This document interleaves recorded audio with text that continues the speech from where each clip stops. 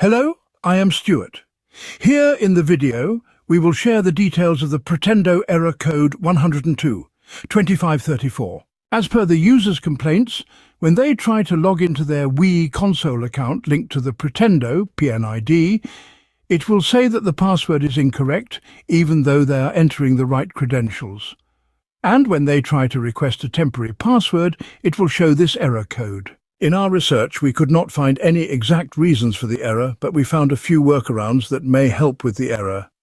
To deal with the error, the first thing we suggest you to ensure that your NNID and PNID aren't using the same username.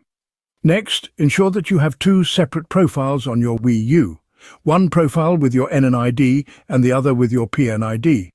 The last suggestion is to ensure that your DNS server is set to Pretendo's SSL DNS server.